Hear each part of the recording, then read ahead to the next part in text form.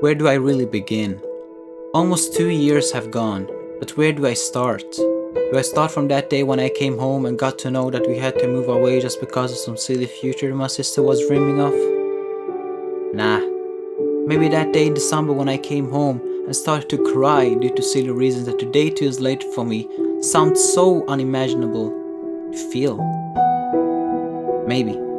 Counting days and nights, I wanted to feel them. I was alive in an ultimate period of time. I wanted to have fun as much as I could before going to hell. Before separating myself from everyone and everyone that I loved. Honestly, it felt like hell. You see, leaving was not the hard part, but understanding the reason to it was the fullest accomplishment that I have received in my whole entire life. Even if I don't have enough experience, I still felt it. A force, a type of a connection. Like I was in love, but that broke me more when the person I loved left me and didn't care about if I was still breathing or not. And back then, I didn't have the heart to just let go. I was weak. Or was I? The friends that I have built my relationships with for so long, was it all a waste now just because I was separating and forced to move away from all of them? Just a few months before the school holiday in the 9th grade ended, 3 school friends of mine came up to me and just spit out the words that everyone repeats all of you when they want to pretend that they feel sympathy for you. We will never forget you. Did you hear that? We will never forget you. We will keep in touch. Pure bullshit. Something that even broke me more was my grandpa's death last year. Rest in peace, Grandpa. I know that you are watching over me now. By the way, how's Uncle Hatham? Make sure to greet him from me. I miss you all so much. If I could turn you all back, I would do it without any regrets. As I was leaving, I felt that I was going to die. I was speechless. I had stomachache. I was crying almost every night. I was broken the inside, not physically but mentally. My parents weren't either that happy, but along that they were stronger than me. Even my sister Hyla was stronger.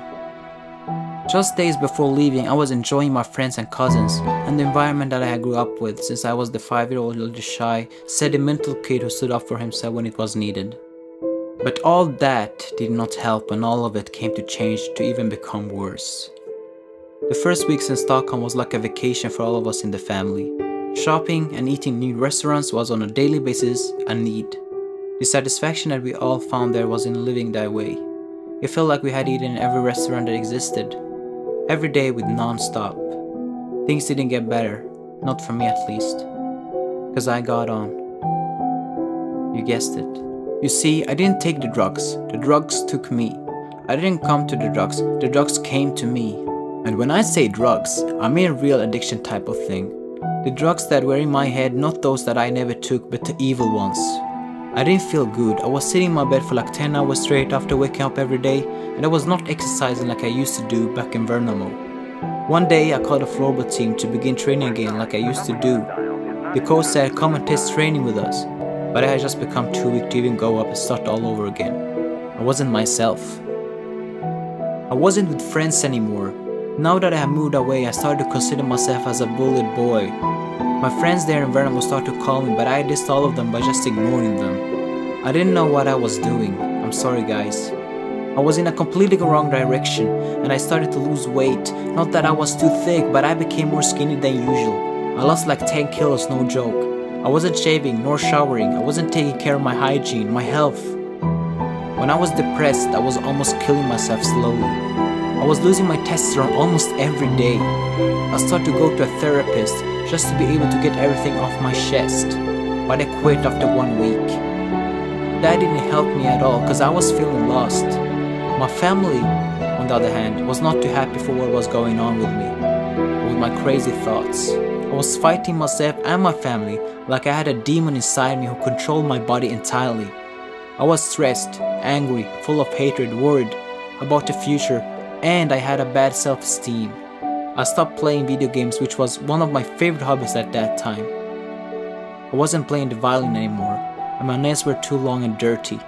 Even doing YouTube videos, which I adore to do, I completely lost interest in. I had totally forgotten who I truly was, and how I was raised.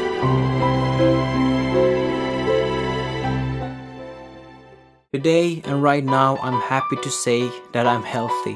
The epiphany, the revelation, the enlightenment that I have received today for the first time in my life, the truth about everything that I have lost or thought so since I lived, have helped me understand that this silly dream I was telling you all about, that my sister was dreaming of, turned to be exactly the opposite. Because that's the truth of continuing the life into the next step. You gotta work on yourself to become a better person. You gotta love yourself first before attempting to get love from another person. Everyone can change to the better, no matter what. If I could then, why wouldn't you? With high confidence comes great responsibility. Take care and peace.